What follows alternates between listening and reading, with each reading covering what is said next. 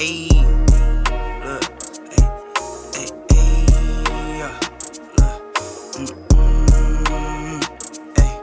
I'm in the lab like Dexter, brand new batch he tested. I'm with all the extras, don't try and bitch, I'm pressure. I'm the type to step on steppers, I'm the type to step on steppers. I'm the type to step on steppers, I'm the type to step on steppers. What is going on, everybody? Welcome back to another episode of the New Media Podcast. I'm your host, Sia. We hope you enjoyed the last episode because, as always, today's going to be an even better episode. Of course, I got the whole crew with me. Everybody's in the house today, and a couple of days outside of championship weekend, to take some time off, and now we're here to do a little bit of a recap about that. And of course, we're going to talk about two more things. The Denver Broncos have found their new head coach. And we have an emergency retirement that was just announced today. So, of course, before we jump into our topics today, temperature check. How's everybody doing? Don't do Houston like that, man. Houston got a new coach too, man. And add them on, man. I ain't worried about that, man. He said the Broncos, man. We ain't worried about no Broncos. Ain't as big as what happened today with Denver, man. Now, Sean Payton, bro, that's important. That's critical. Yeah, we got one football game left, man. I'm kind of sad. Yeah, the season's coming to a close. It was a mid-championship weekend. None crazy. It's been a mid-playoffs.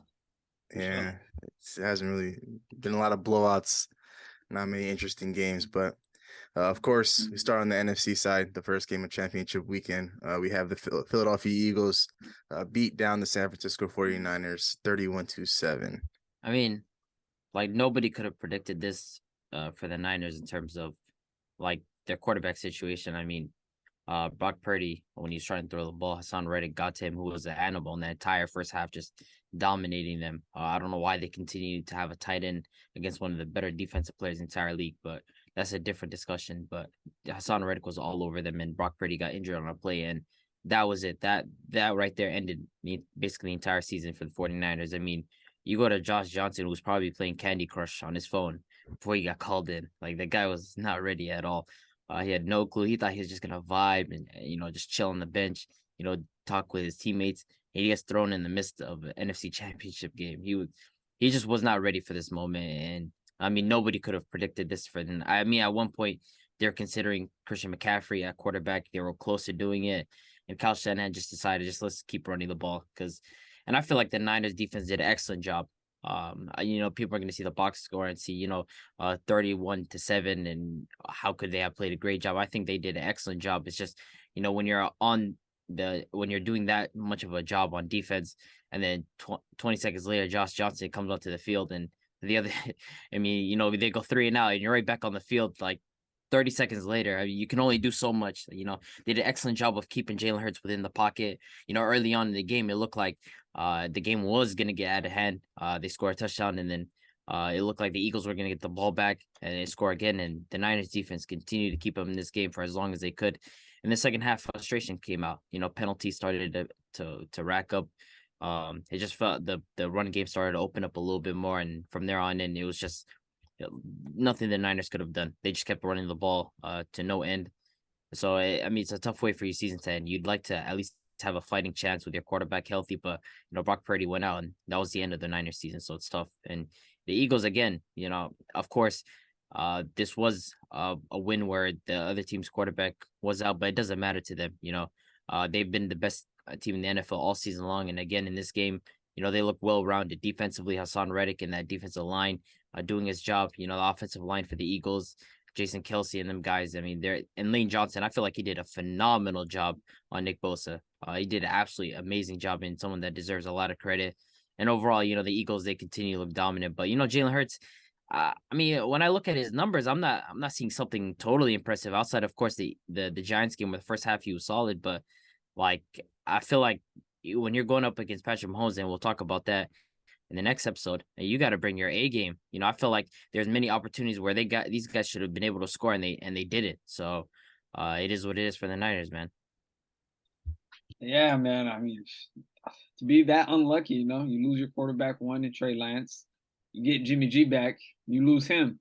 You got Purdy goes on a 12-game win streak, then you lose him. And the guy that played only 2 snaps this year, like I said, was on the sideline, updating his phone. He don't know what's happening, and he steps onto the field, and after that, he gets hurt, and now you got CMC and Kyle Juszczyk as your two new quarterbacks, you know. So, I mean, for me, the start of the game, man, I feel like, you know, if Kyle Shanahan threw that challenge flag on that catch with Devontae Smith towards the early on in the game in the end zone, I don't know. I feel like it could have been different. That was a big play right there that they got kind of snuck away. Was that a fourth down play? If I was correct, 4th and 2. Yeah, fourth and 3.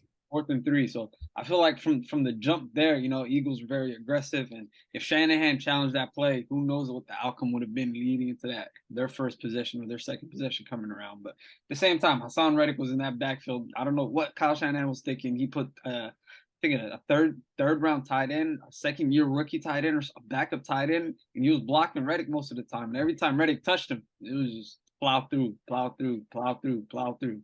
And then there we go, you know, forced the fumble, got Purdy hurt, hitting his elbow, if I'm correct, it was a UCL injury. And then after that, it's just Eagles control the game, man. There's not much you can do without passing the ball. You know, you got Debo running the ball, you got McCaffrey, they're just going to pack the box.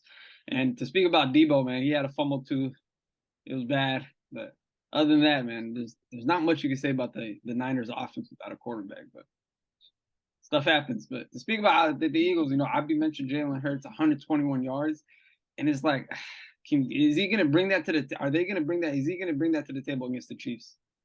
Like we did see the run game, you know, score 4 touchdowns, but at the same time, they had ball in good field position after those 3 turnovers. So I don't know, Jalen Hurts, I do expect a little more. It's just like Abby said last week as well.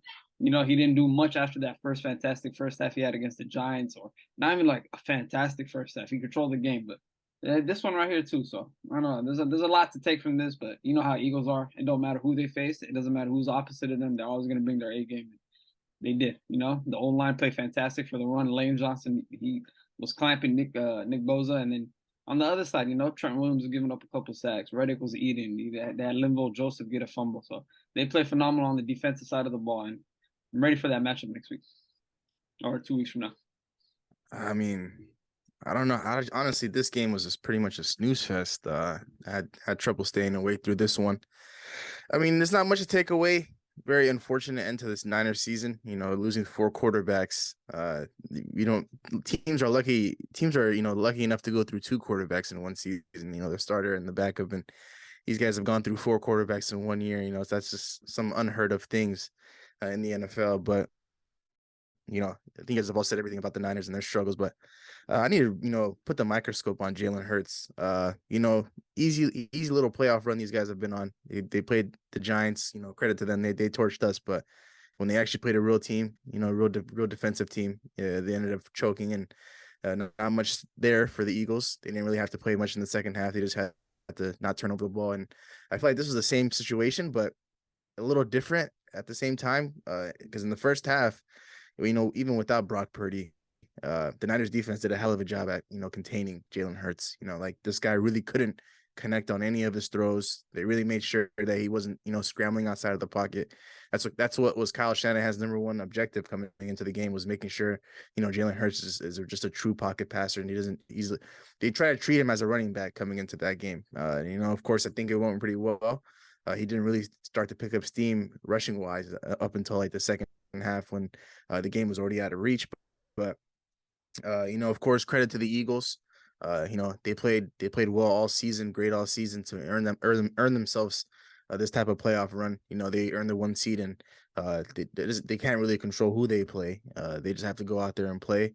But you know, it would be nice to see them get tested, and of course, this is going to be the ultimate test for the Eagles and Jalen Hurts specifically, because you know, with him struggling the way he did, and of course, I'm not saying like the Chiefs are anywhere close to the Niners defense, but you know, I mean, there's the question that's been raised. You know, is this guy really the franchise quarterback for the Eagles? You know, because we have 3 games of Jalen Hurts being in the playoffs, and not a single game was really like great. There's not a standout performance from him, and now he's earned himself the right, along with the Eagles, and to play in the Super Bowl. But like, what is the conversation going to be if this guy comes into the Super Bowl and doesn't necessarily perform? Like, I don't know, man. A guy that's looking to get a contract extension. I know we all saw the notification before the game, and you know the Eagles are looking to work with him and find a way to pay him. But there's gonna be a time where this guy has to step up and play better. He threw for 121 passing yards, which is the third lowest for the Eagles. I believe throughout the entire season, and then they only combined for about like 200 total yards passing, which is the lowest they've had all year. So like this is pretty much it's a good win for the Eagles. Of course, they took care of business. The main objective in the second half was not to turn over the ball. So I can understand both sides of the argument. They didn't necessarily need Jalen Hurts to do anything crazy, but at the same time, it would be nice for him to at least put up a little bit of some numbers. Nothing like 121 passing yards. Like that's just like, well, your defense stepped up and you handed the ball off quite a lot, and of course, people aren't really going to talk about the missed throws and him not being able to run and be effective on the ground. So I both sides of the argument make sense, but there's going to be a point coming into the Super Bowl where Jalen Hurts has to step up and show up, and that might just be the deciding factor in terms of whether or not he's going to be their franchise guy. I believe he's their franchise guy. A lot of other people might disagree with me, but I don't know. I just don't know where you guys are at with that. I mean, He's a franchise guy. he is a franchise quarterback. He is a franchise. I mean, to be honest, you think Tua is a franchise quarterback, so there's no way in hell you think that Tua is a franchise quarterback. There's Jalen Hurts isn't. Mac Jones. Mac Jones. Yeah, you think Mac Jones is a franchise? No, quarterback. relax. I don't think. No, I've never said that. I just okay, said but you think Tua is a franchise quarterback, right? No, not necessarily. You don't think Tua is a franchise quarterback? I wouldn't. You're switching it up on me now. No. I think Tua's good. To say he's the franchise quarterback for the Miami Dolphins, I can't necessarily say that just yet. I mean, Jalen Hurts is a system behind this Eagles' success. Like Jalen Hurts is what makes his team go in terms. Like I get in this game particularly, I don't think he was great or anything. I don't think he was even good. I think he was pretty average in this game. But even then, he's the system behind this team. He's what makes this team go offensively. And if he's struggling, as evidenced, even in this game, I mean, they did get some ground production, but it was really just field position that was gained by the defense. So, I mean, I think Jalen Hurts is a franchise quarterback for this team, but I do think it is kind of crazy. People are arguing, if this guy wins the Super Bowl, he's a top 5 quarterback. I think, in my opinion, that's pushing it. I think that's pushing it a lot because, like, yeah, he had like an MVP type season, but coming into the playoffs, it's like, he hasn't shown me he's been a dominating factor in the playoffs, so I'm not going to sit here and say he's a top 5 quarterback just off that. Like, no, I can't have that. I do think he's a franchise quarterback, though. I don't know. I mean, the thing is, like, let's say the Chiefs somehow win the Super Bowl, right? And Jalen Hurts doesn't have a good game. Like, we're going to look back at these 4 games that we've seen from Jalen Hurts, last year's playoff game, these 2 games in the Super Bowl. Is there really evidence to sit here and say, like, Jalen Hurts is the franchise guy going forward for the Eagles? I mean, if you have an MVP season, yeah, I think that's enough to say. And your second team All Pro, I think that's enough to say, yeah, you are a franchise quarterback. Pretty tough to argue against that. He's their franchise quarterback, bro. I'm not going to argue over just him having an opportunity against the Niners, missing 4 quarterbacks. I mean, he didn't have to really do much. But we seen this guy. The thing is, yeah, he didn't have to do much, but like that's the one side of the argument. But like at the same time, this guy did look extremely poor as a passer, as a quarterback as a whole, when the game was still close between the Eagles and the Niners. When this game was still in reach for the Niners, this guy wasn't like necessarily great. Nothing like stood out that I said, wow, Jalen Hurts did something crazy on this drive.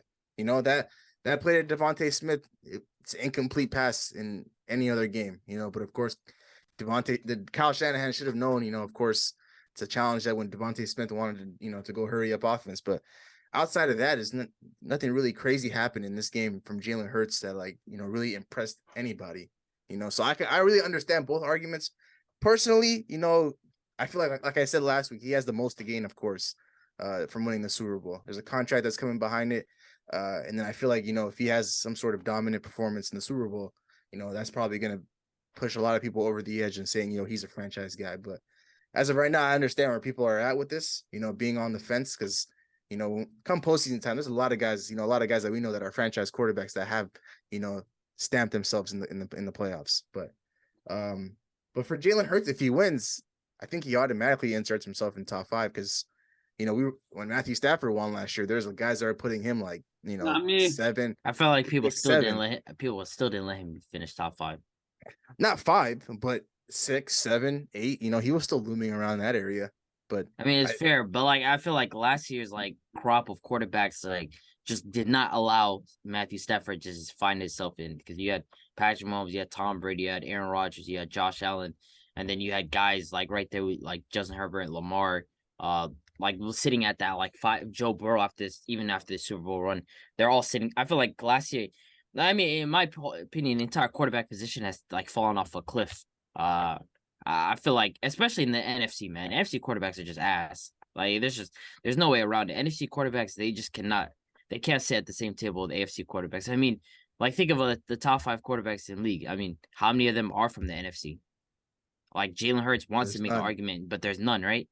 Really? None. Maybe even in the top 7, like there really isn't, because like you have Herbert, you have Lawrence there, you have Lamar there.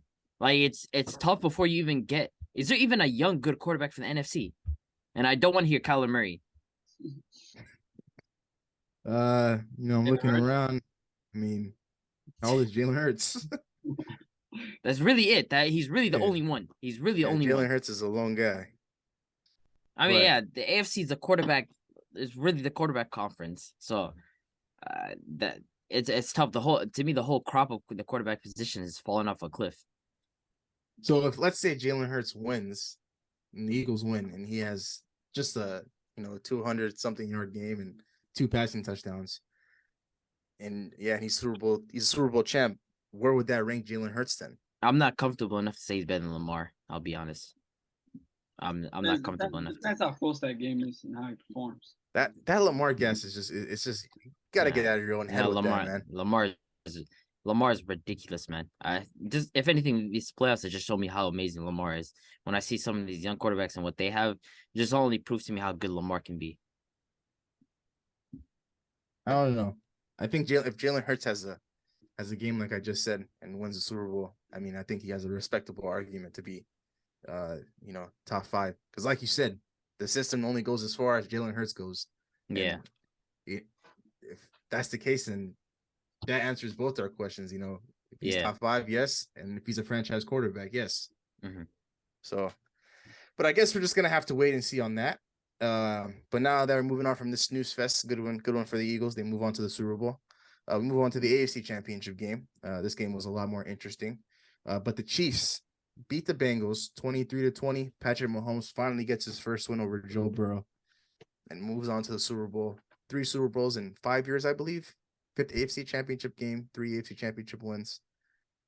I mean, for a guy to come in with an injury that takes about 3 to 5 weeks to heal, and you still somehow end up with about 325 yards passing on a bum ankle, to me it's just ridiculous, man. There's nothing left to say about Mahomes in terms of his ability. I mean, some of the throws I see this guy was making with an injured ankle, off his back foot, off his front foot. I mean, the way he was able to extend drives, and even with his guys like Kadarius Toney getting injured and Mecole Hardman getting injured, I mean, he still performed with MVS out there and Travis Kelce, and then of course Isaiah Pacheco. I think he did a great job in terms of his receiving. It was kind of tough sledding in terms of the running, but overall, I feel like, I mean, I'm not gonna let Joe Burrow off the hook in this game. He had 2 interceptions. Like I feel like he wasn't good in this game. I don't think, and of course, part of that was the pressure. And I said this coming into this game. Really, the key for the Chiefs in this game was their ability to get pressure in this game. I mean, last year's matchup, the Chiefs and the Titans and the Bengals, they had about 9 sacks on Joe Burrow, something like that. The Chiefs, after 2 quarters, were on pace for that. I mean, they were down the pressure on him, but after the first half, the Bengals, that's who they are. The second half, they really start to tighten up. He got the touchdown to T. Higgins, and then the play where he threw it up to Jamar Chase, and he had a phenomenal catch, a monster catch, and then Samaje Perine got it into the end zone. But the Chiefs defense did an excellent job on the ground game. Joe Mixon, Samaje Perine, I think, combined for 41 rushing yards or something like that. Joe Burrow had 2 interceptions. They got to him multiple times, but I'm not hearing the complaint about the penalty regarding them redoing it, the third down, you know, and then Eli Apple getting the holding because they punted it back. They got the ball right back. I don't know why people are complaining. You know, you have a chance to end up winning on that drive, you know, if you march down the field. But the Chiefs defense, you know, Chris Jones, we were talking about this coming into this game. You know, Chris Jones, what was he gonna do? And he had the biggest sack of his career right there and then in the playoffs. And I mean, on a third and long, an altering sack, you know. And of course, you know, I know people are gonna say, you know, Osai, how can he get that penalty? But I mean, to be honest, like he was playing great. Also, like for that, what's his name? The linebacker's name, Pratt, something Pratt. I mean, this guy to come in the locker room start screaming like, "Why would you touch the quarterback, bro? You got sat down by Isaiah Pacheco for that third down. Like you got sat down and he got the first down. Like, what is he talking about? Osai was their best defensive player all night, but." You know, I'm not having it from. I love Joe Burrow, but I'm not gonna let him off the hook with this one. I don't think he played great in this game. I think they had an opportunity to win this. You know, second half they tightened up on Mahomes, but even still, then he was able to get his guys involved. He was able to get MVS the ball 116 in a touchdown. Travis Kelce got a touchdown. I mean, you know, what is there left to say? This guy's in the Super Bowl again.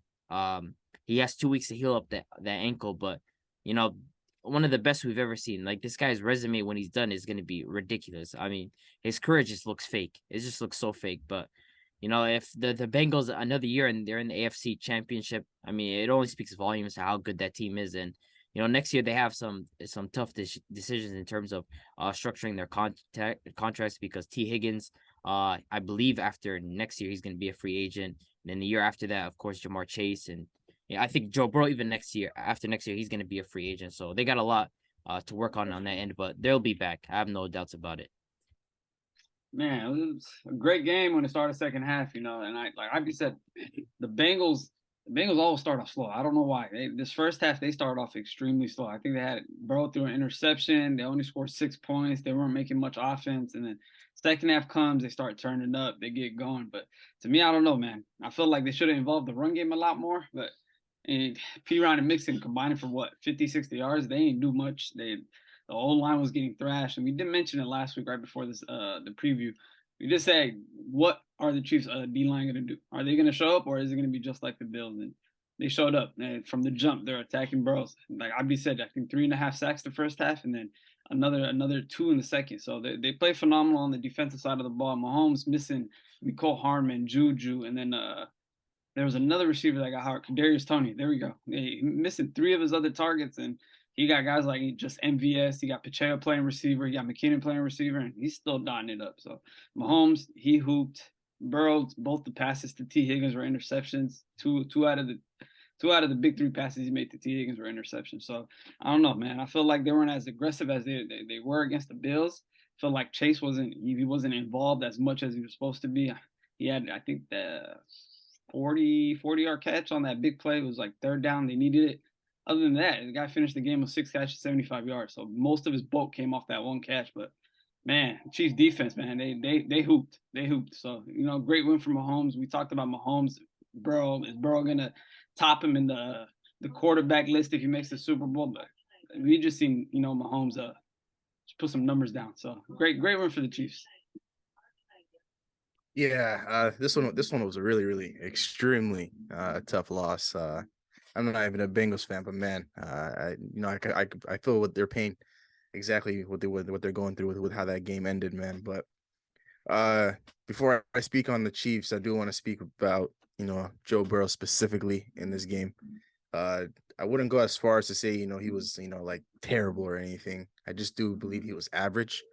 You know, the Cincinnati Bengals are pretty much known for starting off games actually, you know, hot. They, you know, exactly what we saw from them last week, where they came out the gate, guns blazing. I thought we were going to see something similar to that in this game, especially when you're going up against Patrick Mahomes. You know, you did the same thing to Josh Allen.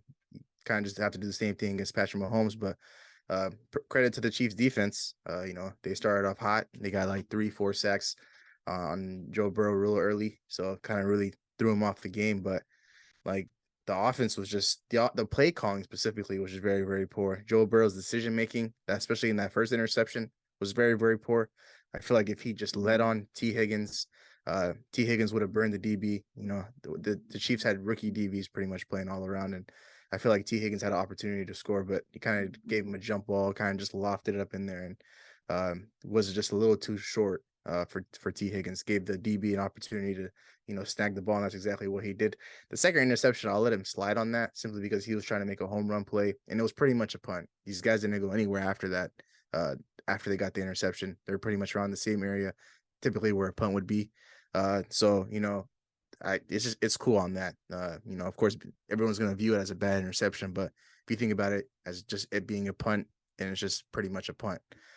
But them not establishing the run game, we talked about it. Mixon needed to step up again in this game, like he did last week against the Bills. Pretty much a no-show. Samaje Perine, same thing. But with the protection being so bad, the run game, of course, we had an idea watching the game when we're watching the game that the run game was going to be inefficient and unsuccessful with how bad the offensive line was playing. These guys weren't able to block anybody and create lanes for Joe Mixon. We saw Joe Mixon have a few decent runs, but other than that, he really pretty much had no impact. They had to make sure they had like a couple tight ends on that line, and then the running back being the extra guy to protect Joe Burrow. Credit to the Bengals offensive line in the second half. I feel like they did a better job than they did in the first half, giving Joe Burrow a little bit of time to make plays. And we saw that in the second half. The play calling was a little bit better. But making the plays to Chase, making the play to T. Higgins, the Chiefs, the game plan was simple when Tyler Boyd went out. That's one thing that you guys didn't mention. When he went down, the game completely kind of changed because they doubled up on T, they doubled up on Chase. Pretty much leaving the middle of the field open for other guys like Hayden Hurst or their fourth string wide receiver to Irwin to make plays, but you're not really going to count on those guys to make plays come postseason time. Hurst maybe, Irwin not so much. But to get to the Chiefs, this guy Patrick Mahomes, man, at some point you just got to put your hands up and be like he's fair game. For him to come in to this game high ankle sprain, for Travis Kelce to have a back injury that he sustained on Friday going into the game. L'Jarius Sneed went out, guy on their defense. All rookies on their secondary. That one guy from Washington, I forgot his name, was making insane plays. I'll figure out his name in a little bit. He was making plays. Cornerback for Washington? Yeah, Chiefs cornerback. Trent McDuffie. That guy was all over the place. Pretty much their star outside of the defensive line. For the secondary, he was the guy that was making insane plays. And then of course, Watson with the 2 interceptions. But L'Jarius Sneed, like I said, going out early. Kadarius Toney dropping that touchdown pass early on in the game, and then the next drive out he gets injured. Juju being out. McCall Hardman, a guy they've been waiting for to come back, gets hurt, re-aggravates that same injury. So his status is kind of up in the air coming into Super Bowl weekend. And this guy just does it again. All the talk that the Cincinnati Bengals were doing, the mayor coming out and trash talking, the secondary for the Bengals calling Arrowhead Burrowhead. The Chiefs had their fun with it at the end of the game. Patrick Mahomes, I just don't know if this guy's real or not. I thought this game was pretty much going to be over from start to finish with the Bengals controlling the game, but this guy, there was never really a point for the Chiefs where they were like, okay, we're letting the Bengals hang around a little too long. They might just sway the momentum in their favor. The Chiefs are always in control of this game, and that's because when you have Patrick Mahomes, he's going to be able to keep your team afloat and always keep the momentum on your side. And to go back to that last play, last drive specifically when Osai, the unnecessary roughness, pushing Patrick Mahomes out of bounds. You do got to be smarter than that. I don't care if you had a great game. People are not going to remember the great game you had. People are going to remember the one bad moment you had, because that turned the field goal from a 60-yarder or 55-yarder to a 45-yarder. So he's a young guy, undisciplined in that moment. He might be able to learn from it, but for Jermaine Pratt, like Abdi said, to come out and say, it's my last year, why are you putting your hands on the quarterback? That's not what you're supposed to do to your teammate, man. You're supposed to be like BJ Hill, who was standing right next to Osai in the locker room, making sure that the reporters weren't asking him any questions about that play specifically, or, being too hard on him. Just be supportive of your guy in that moment. He's already down. Why are you kicking the man when he's down? Especially when he's your teammate out of all people. But let me just say this though. Eli Apple had a good game. Before people start hating on him, Eli Apple had a good game. It was Mike Hilton, the guy that said Burrowhead, that had a terrible game. He got sliced up all game by MVS. Eli Apple had, I think, gave up 21 yards in coverage. That's crazy. He did his job. Eli Apple, people are gonna hate on him. They're gonna on Twitter, they're gonna laugh at him, blah blah blah. They're gonna have their fun, and rightfully so. But Eli Apple did his job. I'll point that out. He did his job. It was Mike Hilton, the guy that was screaming Burrowhead, that literally got cooked. So I mean, there's that. You sound like Eli Apple's biggest fan right now, man. I mean, there's a reason why Eli Apple still starts, man. The guy's not a bad corner. He's a decent corner. I think he's overhated just because he talks too much. I think he's a pretty decent corner. He was a sorry corner, like pretty much. I mean, of course, yeah. Early on in his career, the guy was very, very sorry. Like, let's be honest. And of course, outside the penalty, I think it was only the penalty that really was a bad play on them. But I mean, to be honest, the ball's punted back. So I mean, how much did that really harm them? So I mean, there's that. I mean, to speak about the officiating as a whole, I mean, I do believe the officiating was a bit poor, specifically in favor of the Kansas City Chiefs, but it wasn't enough to, sway me into saying like, well, the referees won the Chiefs the game. I feel like the two opportunities that the Bengals had with 2 minutes left and a little less than 2 minutes left, it was more than enough. I mean, I felt like the game was in their hands right there. Like, I felt like they could have clinched it right there and then. The Bengals pretty much got what they asked for. Game on the line, it's tied game, and you want Joe Burrow to have the ball in his hands, and they got that. Of course, people can pull the offensive line card being bad for so long. I feel like, like I said, in the second half, they stepped up big. They had their moments in the first, but in the second, where I think they only gave up like 1 or 2 sacks, and I think maybe just one specifically that I remember from Chris Jones on that last drive. I mean, they're pretty much good. The protection was okay. It gave Joe Burrow enough time to make plays. He was converting on 3rd and long, good enough for him to scramble for first down a couple times. And so I'm not going to go ahead and go as far as to say, of course, we can all say it's easy to say the offensive line was poor. That's like the obvious, but they're playing with 3 guys that are off the street, and they played well last week. And we weren't too sure if these guys were going to be consistent coming into this game. And the guys that they'll bring back from injury will be ready to go next year. So they already made that investment coming into this year. So that's just one thing. But the officiating, specifically on the 3rd and 6, even though they punted the ball back, the official, from one angle, yeah, he was running onto the field, but why stop yourself from running onto the field and just completely stopping the play as a whole? Yeah, it didn't necessarily change much, the timing and the punting and all that stuff. But for you to just let the play go, then have the punt team come back onto the field, the special teams for the Bengals, and then everybody's getting ready for a punt to go on. And the next thing you know, Patrick Mahomes is marching onto the field. The defense is marching onto the field. And then now you have Zach Taylor that's livid. He's upset because he's confused as to what's going on. So the NFL has to do a better job in that spot. And what people don't necessarily know is when Osai did that unnecessary reference on Patrick Mahomes, there was a missed holding call on Kansas City on that same exact play. So, I don't know how the back official missed that, because it was blatantly obvious for anybody that rewatched the game. But maybe in real time, it was different for us viewers. But as a referee, you can't necessarily miss that call in that moment, because then, if Osai, he did his thing and he costed his team. But offsetting penalties, redo the down, and maybe the game ends up being different. But there was a few questionable calls outside of those 2 plays I mentioned in favor of the Chiefs. But like I said, nothing too much for me, not too much for me to sway and say, the officiating won the Chiefs the game. Patrick Mahomes being on a bum ankle, making plays, especially that throw to MVS with the window being so tight, Hilton being right there, pretty much the ball was at his fingertips, and it ended up being a touchdown for the Chiefs. So the Burrow and Mahomes debate, I was hoping that the Chiefs, the Bengals were to win, so I can come on here and try to spark a debate about that. But this guy, Patrick Mahomes, he's the best quarterback in the league, and the gap between him and second, who's Joe Burrow, is significantly wide at this point. It's much more closer between 2 and 3, and 3 and 4 and stuff like that. But this guy's the best quarterback in the league, and I don't know if he's going to be able to give up that spot anytime soon with the way he's playing. And I know the Chiefs, even win or lose, these guys are going to come back into next year and revamp this team, get him better weapons, of course, because he can only do so much when you have Kadarius and Cole and Juju. You're going to want to get Patrick Mahomes, a guy you gave $500 million to, over 10 years, a wide receiver one. And I feel like every playoff game, it's the same thing. It's Travis Kelce earns himself a touchdown. These guys, for some weird reason, I don't know what it is, man, but these guys in every playoff game, these guys have a touchdown together. So it's going to be interesting Super Bowl, but overall, it's a good one for the Chiefs. The Bengals, like Abdi said, of course, they do have some interesting decisions to make going into next year and then next summer as well. Because Joe Burrow extension talks will start this summer, and then Jamar Chase potentially after that.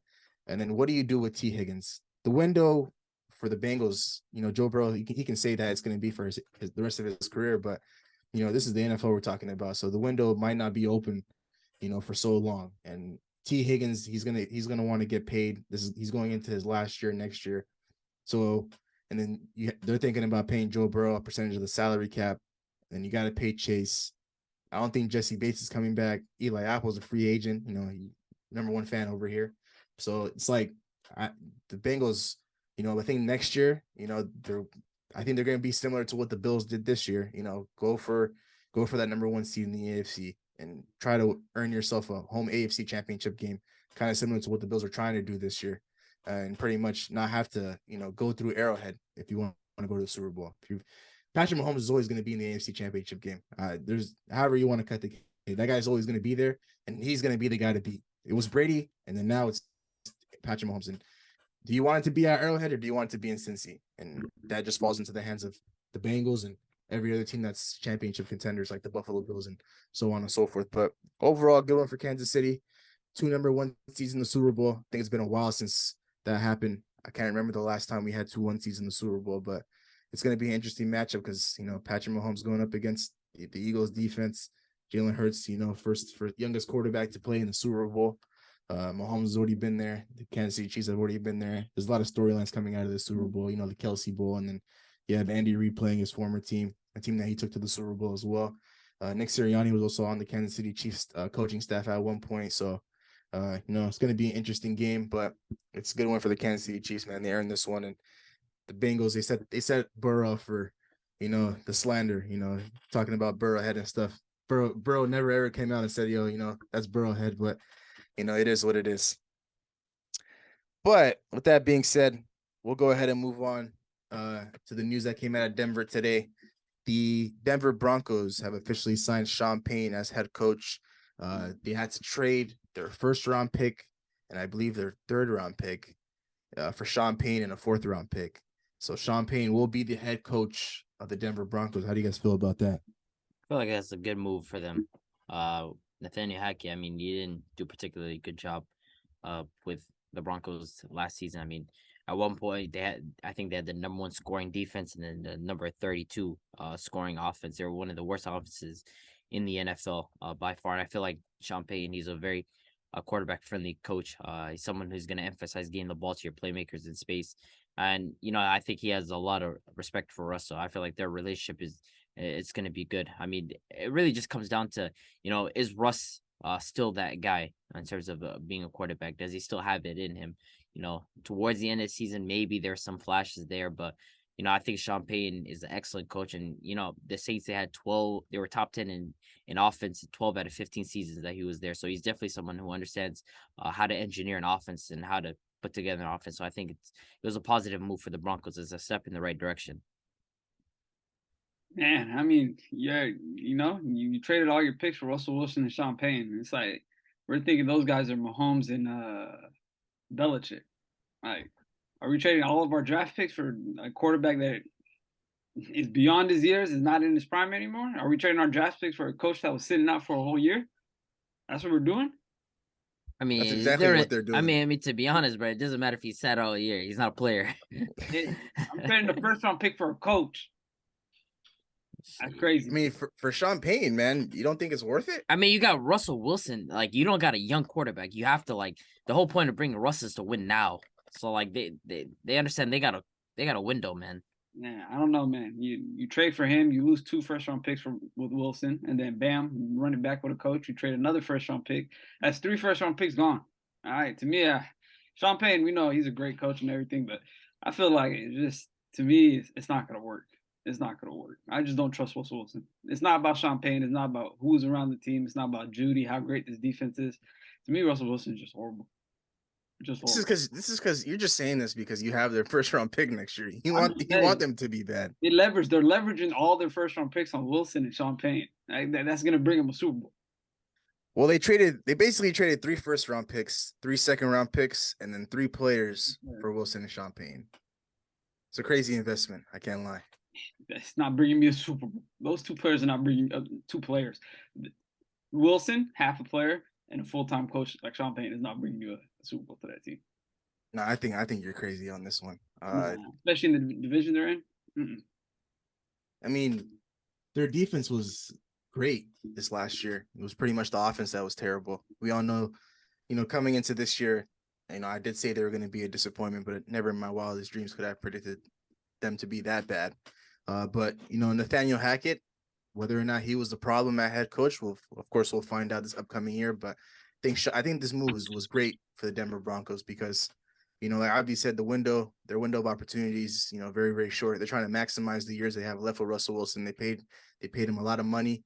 They made a crazy investment, 3 firsts, 3 seconds, 3 players, for just a coach and a player, coach and a starting quarterback. And I feel like it's going to pay off next year because usually when a quarterback goes to a new team, excluding Matthew Stafford, excluding Tom Brady, those guys are outliers.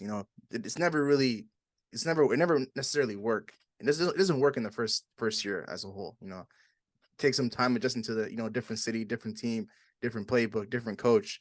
Russell Wilson was under Pete Carroll for his entire career, and now he's going to a completely different franchise where there's a crazy amount of pressure on him to perform, and a lot of things go wrong in terms of coaching, and then in terms of play on the field on offense. Javonte Williams going down and the passing game being very, very poor.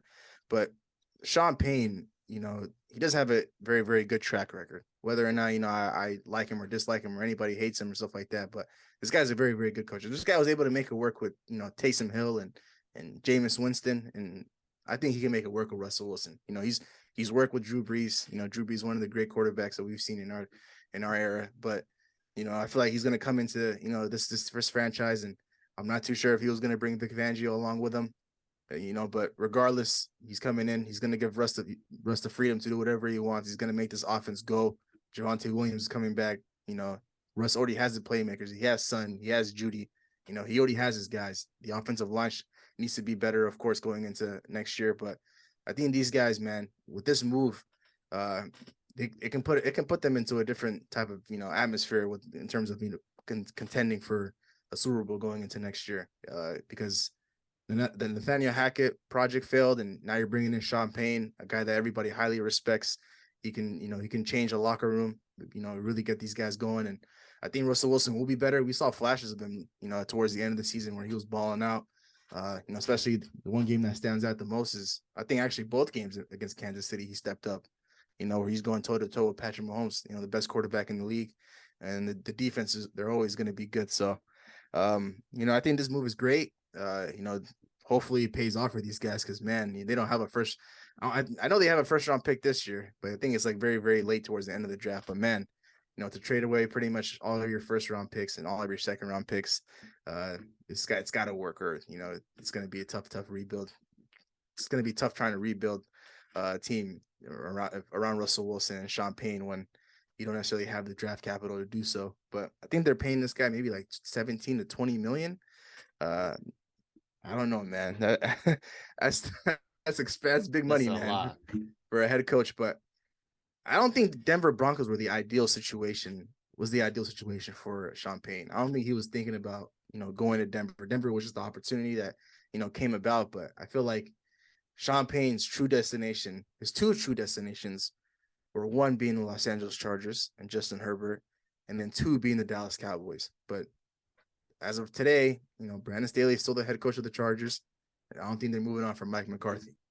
So, I mean, the next best available job would be the Denver Broncos. I mean, yeah, he interviewed for the Panthers, but I don't think, Sean Payne's going to want to stick around for a competitive rebuild. And you have the Arizona Cardinals, who are still looking for a head coach. And then, the Houston Texans.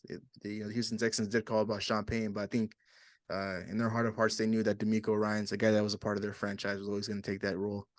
So, the Denver Broncos being the best available spot ended up working out. And Nathaniel Hackett, he did get hired by the Jets, so he could have taken that money from Denver and just sat on the couch 1 year while getting paid big money, but he ended up taking that offensive coordinator job in New York, and I think I'm not too sure what he's gonna do out there, but he was, I don't know, you know him better than I do. He was your offensive coordinator, so He wasn't really calling plays like that besides red zone. I mean, So, LaFleur is really busy with play calling. I mean, I just feel like they made that move, so they can lure Aaron Rodgers to New York, but overall, I think it's a good move. And I mean, I called these guys to be the biggest disappointment, man. And I think I'm ready to get on the bandwagon next year, saying these guys are going to be Super Bowl contenders. But I gotta see what they do in the draft, or not even in the draft. What they see, I gotta see what they do in free agency. But the Seattle Seahawks, I don't know how they should feel about this, because I mean, you got their first round pick this year, and it's top 5 pick. It's cool, and they ended up making the playoffs. So I don't know what your second pick in the first round is, but 2 first round picks, 17 to 20. Yeah, so somewhere between there. I mean, still good. 2 first round picks, and you have one being a top 5 pick, and that's great. But I'm not too sure if you guys have their first next year, I believe. I'm not too sure how high of a pick that'll be, but I mean, it's still a first round pick, so I can understand why you believe, why it's not going to work out. But I don't know what y'all see in Russell Wilson. That's it. Did you not see any sort of flash towards the second half of the season where he was playing great? The man played 18 games last year, and yeah, you brought up one game against Kansas City. So I mean, he played great twice against them, and he got knocked out of one. 2 out of 17. That's wild to me. Where was he against Seattle? Where was he against all these other teams? Where was he against when he was losing the Texans? Like, come on. Nathaniel Hackett, man, he was a problem. That's what I believe. That was not making throws. I promise you. Duck arm. Like, people were open. He couldn't pass 20 yards. So you think this guy, Russell Wilson, is washed? He's washed. Pete Carroll-Newson. He's washed. Nah, that's crazy. That's crazy. Crazy how we have our best quarterback season statistically, getting the most yards with a guy that necessarily didn't play for about 4 years in a row, and he comes in and just passes Wilson the yards just like that. I don't know. To me, it just felt like Wilson's done, man. We've seen the good of him, we've seen the bad of him, and it's time for him to toss up the cleats. You think Geno Smith's gonna have a better year than Russell Wilson next year? Oh, 100%. And 0% argument there. Literally, 100%. I don't know about all that, man. That's gonna be interesting going into next year. But overall, it's a good hire for the Denver Broncos. Step in the right direction, I believe. They needed to make this move. You have Russell Wilson. You can't necessarily bring in an inexperienced coach like an offensive coordinator or some sort of defensive coordinator. You got to bring a guy with some sort of track record of being successful as a head coach, and the best available guy on the market. Sean Payne. We'll see if he's worth that $17 to $20 million contract he got and all those picks, but that's a good move. But now we move on to the emergency retirement that released today. Tom Brady announces that he is retiring for now.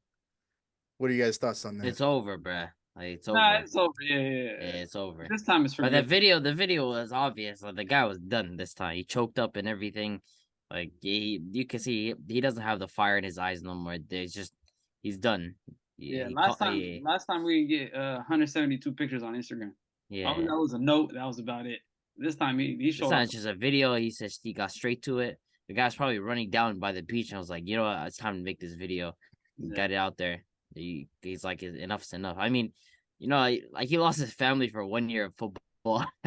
It is what it is, but hats off to him. I mean, he had the guy had the greatest career ever for a quarterback. Do I think he's the most talented ever? No, I think Aaron Rodgers is.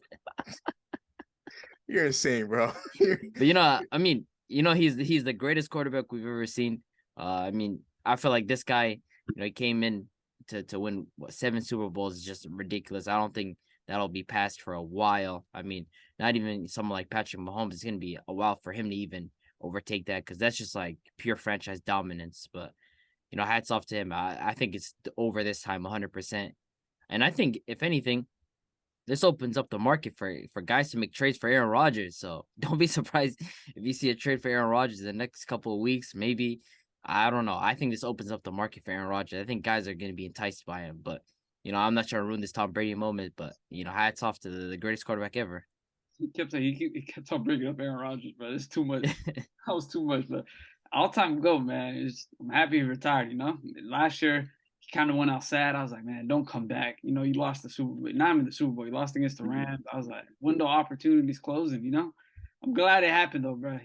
Time to hang it up. Seven Super Bowl rings. This guy did everything possible. Yards, touchdown, comebacks. Just everything. He lived through it, so gotta pay my respects to the GOAT, man. I'm happy I watched him play.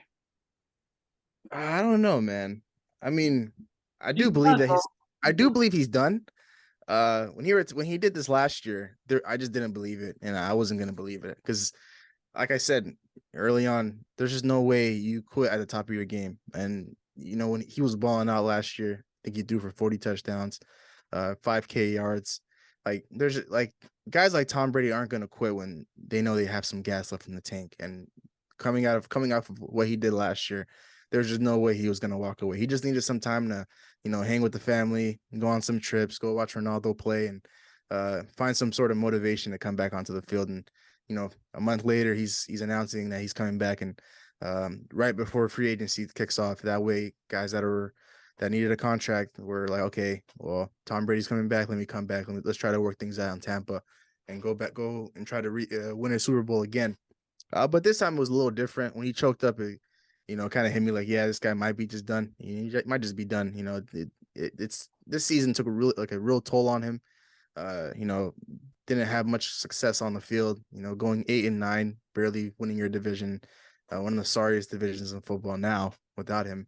And then, you know, no success in the playoffs. You get bounced in the first round on your home turf, and pretty much they even put up a fight in that game, and then on top of that, you lose your family, you know, in this entire process. You know, you lose your wife and all that stuff that's going on the outside the field really just took a toll on him. So, you know, he had himself a wonderful career with the greatest quarterback we've all ever witnessed. I don't care about the talent and all that stuff. You know, the guy won 7 Super Bowls. Guys are lucky enough to win 2. You know, and this guy ended up winning 7. So he completely just dominated our era. But then there's a part of me that says this, like, this guy Tom Brady, man, he like, you know he likes to control his story. This is his book, you know, he's just the author of it. And there's one very, very enticing, you know, storyline that he hasn't tapped into yet. And we've always heard the rumors, you know, whether or not he was going to do it or not. And then he ended up going to Tampa. But I don't know, man. What happens if the San Francisco 49ers give this guy a call, let's say a month from now? You know, a month gives him enough time to hang with the kids and, you know, do whatever he wants to do, travel and all that stuff. And the Niners call him. But it's embarrassing coming back twice, I'll be honest. The first time it's cool and all, like, you know, like Tom Brady, he's back. Like, you know, he has a fire in him. But like second time you make a whole video where you choked up and everything and you decide to come back, that's just embarrassing at that point. Bro, he did confirm on the Pat McAfee show that he's 100% taking that CBS job. He did say that? He was on it. He literally was watching the video. He did say he's 100%. It's over, bro. Even if the Niners come, even with Gronk saying, "I can't wait for you to come to the studio. I can't wait to work again." And it's like, I just don't that's the thing, though. Nothing will bring this guy back. Nothing. He's done. But he has the opportunity for an amazing storyline, bro. Hear me out. You let me land. 46. Just remember that he's 46. Yes, he's 46. And you know, he has the opportunity. Like, let's say like I said, if the Niners call him, the Niners who desperately need a quarterback that can stay healthy, who's a veteran, who knows how to win and knows how to win Super Bowl specifically, you know, they just need that type of guy. They need a guy like Tom Brady. These guys, the Niners, don't necessarily have enough time, you know, to wait around another, you know, prospect that has this crazy potential, you know, in Trey Lance or have a QB competition going into next season with, you know, him and Brock Purdy. I don't think the Niners necessarily have that type of time anymore. You know, I was going to come on today, and if Tom Brady didn't, you know, say he was retiring, I was going to come on and say the Niners should give him a call and let him know that, hey, the opportunity to come home and play, you know, for your hometown team is on the table. This is like the storyline is there for Tom Brady. He comes back home. I don't think it's there for him. I think the chapter, the book is closed. Like, there's nothing. Like, the ink is dried. It's done. There's nothing left for Tom Brady to play for. Like even just judging by the video, you can tell that he's gone. Like he's mentally just tapped out. But we all know Tom Brady though. You know, when he left New England, he Brady surveyed had the him. league and he went to the team that had the best opportunity. They gave him the best opportunity to win, and then that was Tampa. And he goes to Tampa, he wins in his first year. If he goes to the Niners, if he's ever interested in going to the Niners, who have the best constructed roster in all of football, the best defense. It's not even for me. all It's their not even skill about players. the team that he's going to. It's not even about the team that he's going to. It's the fact that he himself is done. Like You just think he's like, mentally checked yeah, out? I think he's Done, like bro. written like football. Like it doesn't even matter if like the greatest team ever were to make a call to him right now and be like, "Yo, we need a quarterback." I think it's just like he's just done with football. Like it, and it's just like there's no way. Like don't you think guys would get tired of like seeing like, yo, Tom Brady's back again? Like, come on, bro. Like it's kind of cringing now, you know? You made a whole you made a whole and how would it Brett I mean, Favre how did would it it though. look? What's wrong? What's wrong with Brett He Favre was don't basically got 7 rings though. Like But nobody he was cares basically about Brett washed, bro. Hey, don't disrespect Brett Favre, bro. Favre. Nobody cares No, about Brett but Favre like that. no, but still though, with Tom Brady, it's just like why come back like twice? Like, and matter of fact, it's like it's gonna be insult to injury with regards to his family. Let's be honest. Because the first time he came back out of retirement, and then that caused a whole issue with the family and the divorce and everything. Then now again, you leave football, you come back, and it's like, okay, what? Like, what's going on here? I mean, What already does he lost have his left family. to prove? There's nothing Well, left No, to he prove. has nothing. He has nothing left to prove. But like, Like, what's the point of coming back then? he can't. There's a better ending to the story. Like, if you guys think the At book what is point- closed, At what point does the Ending story is better end? than Tom Brady's story though. Nobody's gonna have a better ending than Tom Wait, Brady. what no. point- Like, no, nobody's what gonna point ever does the have a story book end? like Tom Brady. No, hear me out though. Nobody's gonna have a story like Tom Brady. We all know that. But like, the ending to his book is not like crazy.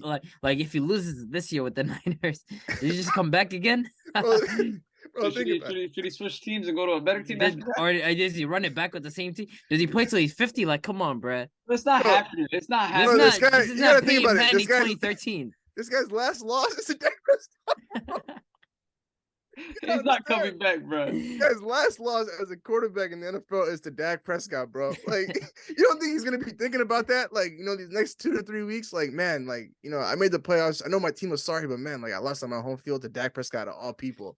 A guy that not even a top 10 quarterback in this league. He's smoking a cigar, counting his rings right now, bro. You think he cares? Nah. He's gonna. I think he's gonna spend some time with. I do believe it's over. Like, 100%. Like, I'm just thinking, like, hypothetically speaking, like if the Niners call him and say like, "Yo, we need a quarterback, and we don't have time to, watch this Trey Lance project, blossom, or have him go through a quarterback competition with Brock Purdy." Because then, going outside of Tom Brady, like, we didn't necessarily speak about this for the San Francisco 49ers and their window for winning a Super Bowl, because now this is 4 years now where they've gone to the NFC Championship game 3 times, if I'm correct.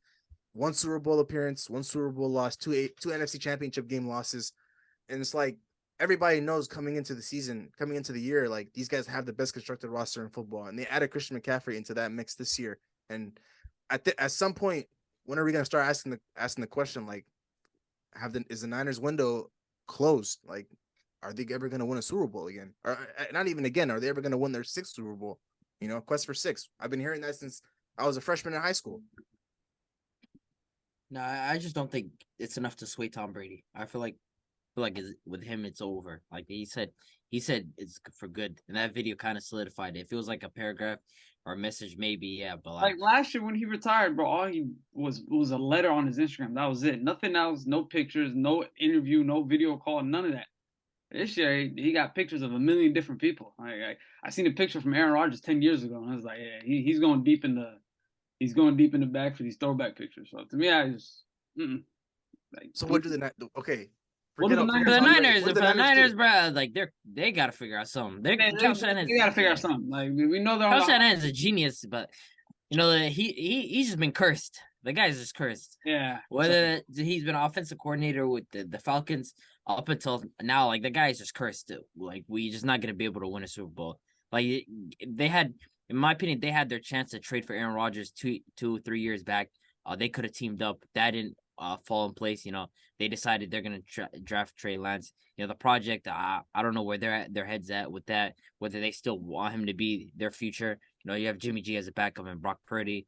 Like, they're just cursed with that quarterback position. It's just that one spot that just holds them back every time. So, I mean, they have to figure out a situation with what they're going to do with their quarterback. Do they revert back to Jimmy Garoppolo? Do they stick with Brock Purdy? Is Trey Lance the future? So, I mean, they got a lot of stuff to juggle in the offseason.